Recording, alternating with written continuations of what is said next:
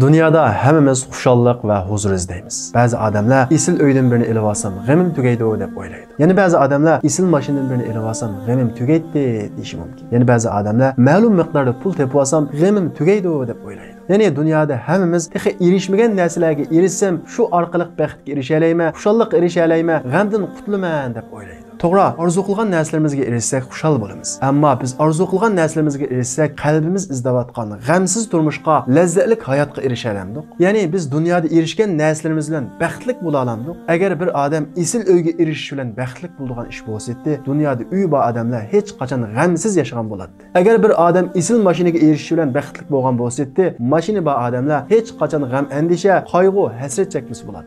Amaliyotda bu narsalar bizning ehtiyojlarimiz, bizning baxt, xushallik manbaimiz emas. Chunki qalbning izdigini boshqa bir narsa. Agar pul, mol dunyo, uy, bisot va mashinalar bilan baxtli bo'g'ili bo'lsa edi, ya'ni qalbimiz izlayotgan g'amsiz turmushga erishgili bo'lsa edi, Kristina Onassis va Robin Williamsga o'xshash milliarderlar dunyodan huzur topolmay o'zini o'ltirib olmas edi. Agar biz xiyolimizdagi orzu qilgan mashinaga erishish bilan g'amsiz turmushga erisha oladigan bir ish bo'lsa edi, Ford mashina shirkatining quruvchisining o'g'li o'zini o'ltirib olmas edi. Ford mashina shirkatining quruvchisi Henry Fordning o'g'li Edison Ford o'zini o'ltirib olgan. U o'zini o'ltirib olish oldida mundaq xat qoldirgan. Dada, hayotda men orzu qilib erisha olmagan hech narsa qolmadi. Sen menga hamma narsani burunli tayyor qilib qo'yibdi ekansan. Shunga men hech qanday jafo topmadim. Lekin men hayotdan hech qanday zavq va huzur ololmadim. Men ketdim. Mana bu dunyoga dangliq Ford mashina shirkatining quruvchisi Henry Fordning o'g'li Edison Fordning o'zini o'ltirib olish oldida qoldirgan xati. Amaliyotda biz erishmagan narsalarimiz qarab, agar shu narsaga erishsam men xushal bo'laman, baxtli bo'laman, qalbim izlayotgan u baxtga, u oromchilikqa erishaman deb o'ylaydi. Amaliyotda qalbning izlayotgani undaq moddiy narsalar emas. Masalan, buningdan boshqa dunyoga dangliq olma shirkatining quruvchisi Steve Jobsning o'lim oldidagi so'zimi bizning baxt haqidagi va dunyodan huzur izlaydigan bu xil qarashlarimizga qaytadan bir qarab chiqishimizni undaydi. Steve Jobs o'lim oldida o'lim karavotida yetib turib mundoq deydi: "Men kishilar erishishni xohlaydigan eng yuqori nuqtaga yetdim. Men muvaffaqiyatning namunasiga aylandim. Men hozir shuhrat, pul, boylik jihatda eng yuqori nuqtada. Lekin men buncha erishganlarimga solishtirganda hayotimdagi xushallik nihoyat oz his qilyapman. Hozir men o'limga yaqinlashgan mushu minutlarda pul, shuhratning hech bir ma'nisiz ekanligini his qilyapman. Mana bu pul, boylik, nom, shuhrat shundaqla hozir dunyoda bor texnikaning eng yuqori pallasiga yetgan odamning o'lim oldidagi bizga qoldirgan xati. Ya'ni biz havas qilayotgan mol dunyo, bayashat turmush va nom shuhratning eng yuqori pallasiga yetgan odam bizga qarab, bu yerda sizlar izlayotgan huzur, lazzat, xushallik va qalbinglar izlayotgan g'amsiz turmush yo'q. Mana men hozir butun dunyoda hech kim erishib boqmagan eng yuqori muvaffaqiyatga, eng yuqori nom shuhratga, eng yuqori fan texnikaga, eng yuqori boylikka yetdim. Bu yerda xushallik yo'q deydi. Demak, dunyodagi mol dunyo, pul, uy, bisot va moddiy narsalardan xushallik izlayotgan kishilarga sizlar baxtni xato adresini izlayapsizlar deydi. Afsus, hozir bugungi kunimizda kishilar orasida faqat dunyoda huzur, lazzat, halovatni qo'g'lashadigan, shuni birinchi o'ringa qo'yadigan bir xil iqlim shakllanmoqda. Bo'libmi yoshlarning nazarida dunyoning ma'nosini faqat lazzat elishdan iborat ko'radigan hedonizmni qaytadan bosh ko'tarmoqda. Amaliyotda musulmon uchun, ya'ni Allohga ishonadigan bir odam uchun hayotning ma'nosi faqat lazzat elishlar emas. To'g'ri, biz dunyoda ehtiyojli bo'lgan har xil narsalarga erishishimiz mumkin, mashina erishishimiz mumkin, uy erishishimiz mumkin, ham undan vaqtli xushallik topishimiz mumkin. Ammo hayotdagi bizning maqsadimiz, nishonimiz, yoritilish sababimiz hargizmi u emas. Shuning uchun Allohga ishongan musulmon dunyoda huzur, xushallik va lazzatni izlab yashamasdan, o'zining dunyodagi yoritilish sababini bilishi, na'dan kelganligi, na'ga borganligi, bu dunyodagi vazifasining nima ekanligini bilib, shunga asosan yashash kerak. Chunki Alloh taolo Qur'on Karimda bizga bu dunyo hayotini tushuntirib, "Ya qavm, innama hadihil hayatud dunya mata." Ey insoniyat, ey qavm, ey millat, ey xaloyiq, bu dunyo hayoti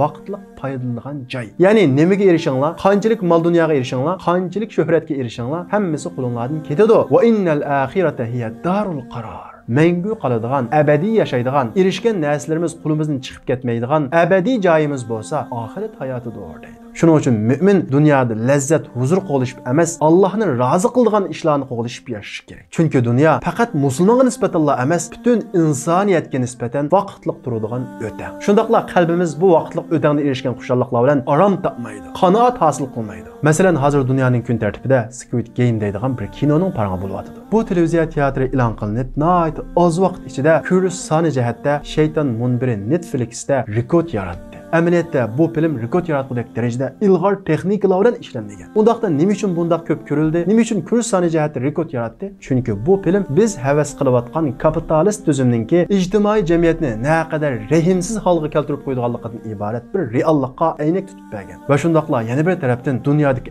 eng cho'ng boylarning, ya'ni pul jihatda dunyodagi eng oldin qatorda turadigan boylarning dunyoda qiladigan ishlarning hammasini qilib turibmi qalbining orom topmaganligi, huzur ololmaganligi tufayli namratlarni chun o'ltirgandek o'ltirish orqali insoniy qalbdan chiqqan bir holatga yetib kelganligini bizga aytib beradi. Ya'ni dunyoda huzur izlaganlarning oxirida kelib inson qalbidan chiqadiganligini bizga yuritib beradi. Masalan, hozir dunyoda butun insoniyat, hatto oxiratga ishonamiz deydigan musulmonlarning kaldasimi dunyoda yaxshi yashash, go'zal kiyish, go'zal ichish, ya'ni dunyoda huzur izlashdan iborat bu xil hedonizmga qarab ketib boradi. Ya'ni hayotning asosi faqat lazzat elish deydigan bu xil iqim qarab ketib boradi. Amaliyotda u televiziya teatri dal bu xil iqimning oxirini nega bordiganligini bizga aytib beradi. Shuning uchun biz musulmonlar uyqumizni etishimiz kerak. Kishilar qarab hayoti dunyodagi huzur va lazzatni qo'llashib, o'zimizning vazifasini, iymoniy burchimizni unutmasligimiz kerak. Shuning uchun Alloh taolo bizni eskartib, "Fala taghurrannakumul hayatud dunya." Sizlarni dunyo hayoti aldab qo'ymasin.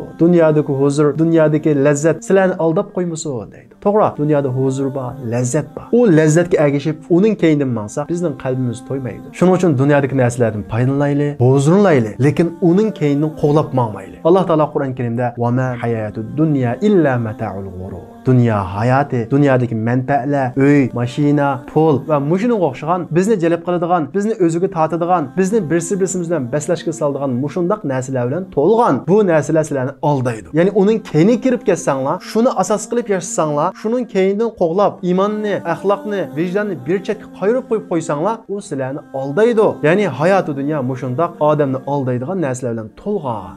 Amaliyotda insonning dunyoda baxtli bo'lishi, huzur tepishi, lazzat elishi qalbining orom tepishi bilan bo'ladi. Moddiy narsalarga erishish bilan emas, qalbining orom tepishi bilan bo'ladi. Qalbi orom topgan odam eng baxtli inson. Nurg'un narsalarga erishsin, turmush saviyasi yuqori ko'tarilsin, ammo u insonning qalbi orom topmasa, yana baxtli bo'lolmaydi, yana huzur ololmaydi. Masalan, dunyoda har bir 40 sekundda bir odam o'zini o'ldirib oladi. Ularning ko'p qismi dunyoda huzur ololmaslik, xushallik topolmaslikdan bo'ladi. Dünya bo'yicha o'zini o'ldirib olishda birinchi o'rinda turadigan namrat kambag'al davlatlar emas, balki Yevropa ittifoqiga a'zo turmush saviyasi yuqori bo'lgan Litvaniya. Ya'ni Litvaniya dunyo bo'yicha o'zini o'ldirib olish nisbatda birinchi o'rinda turadi. Ammo Misrda garchi taraqqiy qilmagan bo'lsa-mu, namrat bo'lsa-mu, qalbida iymon bo'lgan, iymon bilan qalbi orom topgan kishilar ko'p sonliqni egallaydigan bu davlat dunyoda o'zini o'ldirib olish nisbatda 100-o'rinda turadi. Dunyoda fan texnikada taraqqiy qilgan, iqtisodiy jihatda eng oldin qatorda turadigan Yaponiya bo'lsa 9-o'rinda. Fan texnika makoni deb atalgan Koreya bo'lsa 10-o'rinda. Demak, dunyoda huzur tepish,